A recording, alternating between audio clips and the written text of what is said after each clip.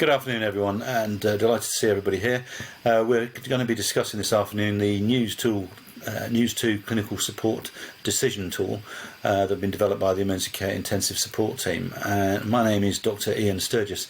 I'm the Urgent Emergency Care Clinical Lead for Frailty for the Midlands Region of NHS England and Improvement. And I'm joined this afternoon by Dr. Ben Owens and Dr. Richard Genever, if they could introduce themselves. Hi, I'm Ben Owens. I am an ED consultant by background. I'm an ECIST clinical associate and also work with NHS EI.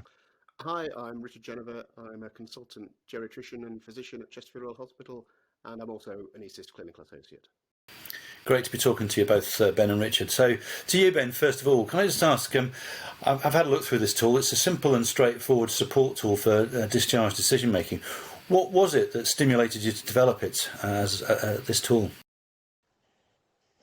It's working with my own and other trusts and looking at how do you identify people who are potentially able to go home, who haven't been identified by inpatient teams, and perhaps how do we get teams to think differently about patients once they're into a bed, as actually how we could get them out and get them home, so getting them home through ambulatory care, giving the patient's choice, and also how do we identify, given the large number of people in the hospital, how would you identify those that quickly and simply that may be appropriate for discharge? Excellent. And Richard, can I just ask, where do you see this tool being used by organisations, and how do we support clinical teams in its use? Yeah, I'll just add to what Ben said in saying that I think one of the things that's happened with COVID is it's really brought into sharp focus some of the hazards of being in hospital in a way that perhaps wasn't as obvious before. The risks are always there, but it's made it clearer to all of us.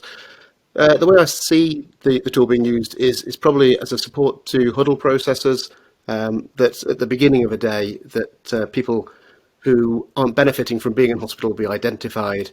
And it's really a way of working through what are the steps that would be needed to help that person to get back to their home and away from that hazardous environment. Okay, and Ben, and your thoughts on that? Yeah, it's. I think it's board rounds, ward rounds. It's out of hours as well, identifying people weekends and things where teams may be cross-covering each other's patients, where you don't know the patient so well.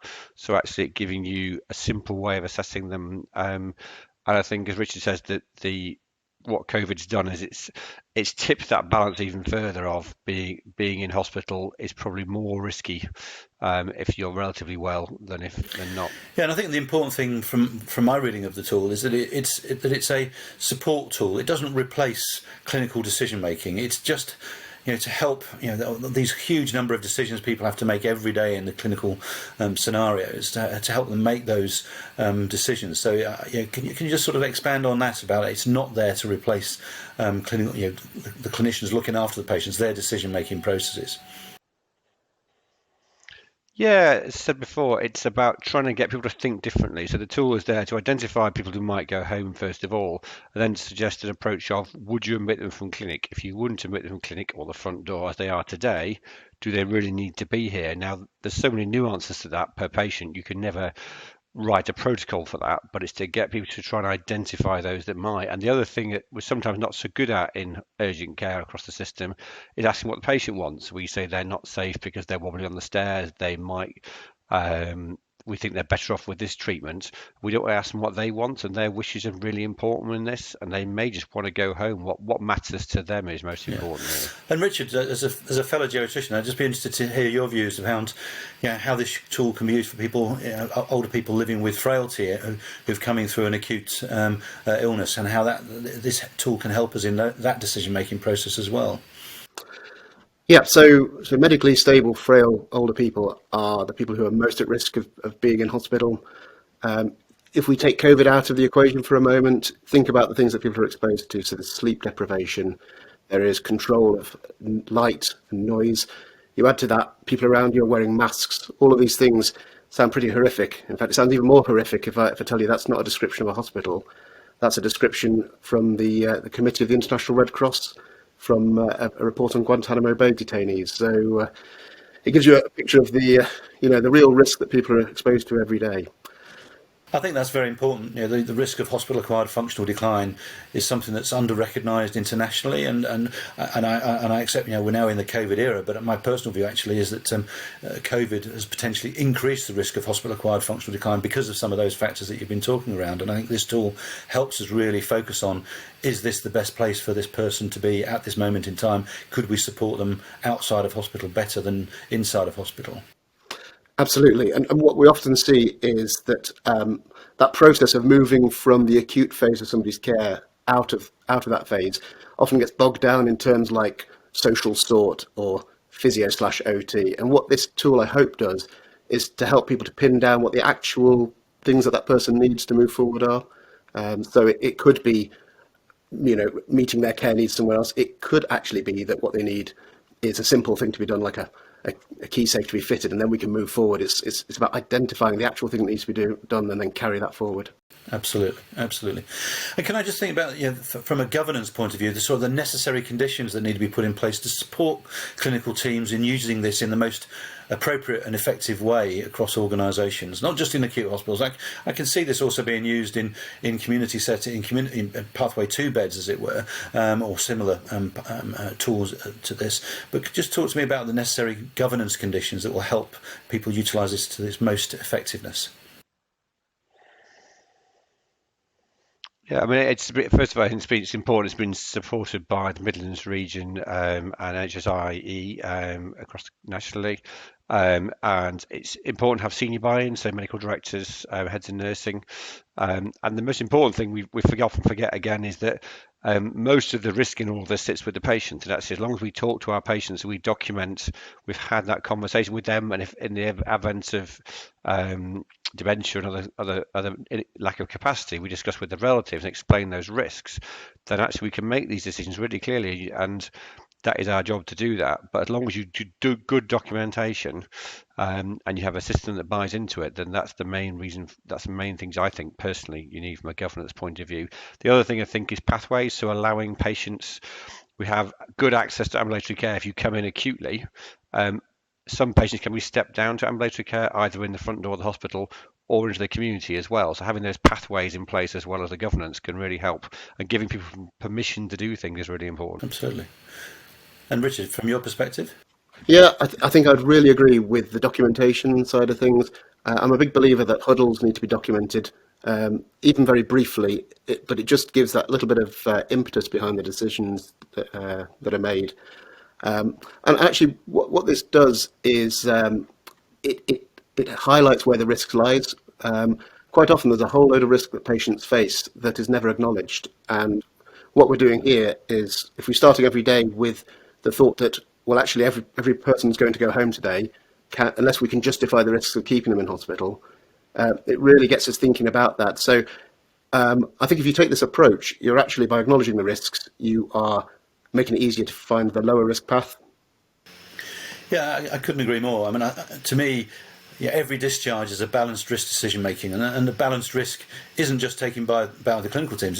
It's what risk the person themselves would wish to accept as well for their quality of life, and ongoing interaction with their family if they're living with family, etc. So I think that's really important, and I think it's also an important thing here to think about. When Ben, you mentioned around same-day emergency care or ambulatory emergency care, there's also the potential for this tool to dovetail very closely with COVID and non-COVID virtual wards as well, so hospitals without walls into the community. I wonder what your views on those would be. Yeah, I mean, the principles of this are the same. Is the patient sort of unstable in some way? Are they at risk of serious harm if we discharge them from whatever setting they're in? If the answer is no, our duty and our job is to work with the patient and other teams to facilitate that, and so the principles of that don't change.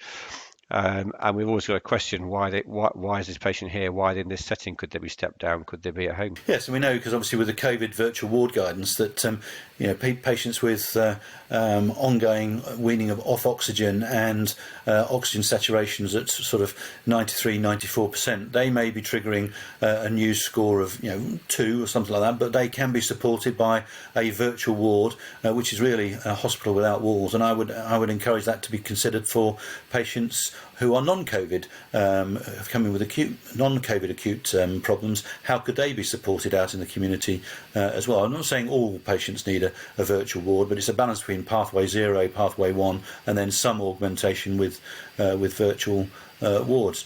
And so finally, can I just ask both of you, where have you seen people using these sort of principles contained within this algorithm or checklist, as it were? Where have you seen people using it, and what benefits have you found people from this approach?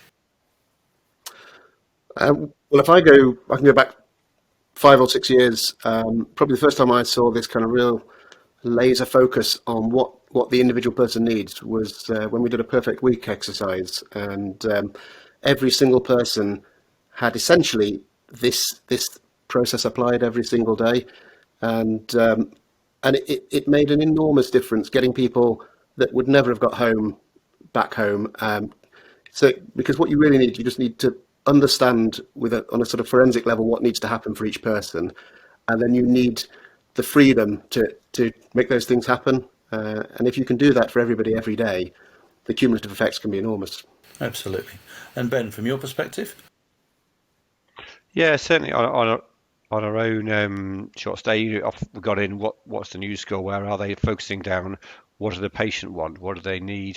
Also, we've done various trials of this approach and these principles, going to different trusts and looking at wards, asking people the same questions. What would you do? Do they really need to be here? To try and get staff to two things: either prompt staff to think differently, but also sometimes to identify gaps in the system. So this person could go home if we had X in place. So actually, how do you get X in place to get people home? And especially if there's a theme recurring from this, to do that. Yeah, and I think that's important. It creates the art of the possible rather than the art of the impossible, which is really important. And I just want to finish on one final point. I mean, on a sort of informal spot check of the range of patients occupying general and acute beds across the region, it appears that there's somewhere between 55% and 80% of patients occupying general and acute beds have a NEWS2 score of 3 or less. And that variation between 55% and 80% really points to opportunities where this tool can help, and other tools, as you've said, about how we may follow them up with ESTEC, how we safety net them, how we might use virtual wards using pathway 0 and pathway 1 as well. So thank you both very much for a really enlightening discussion. Thank you. Thank you.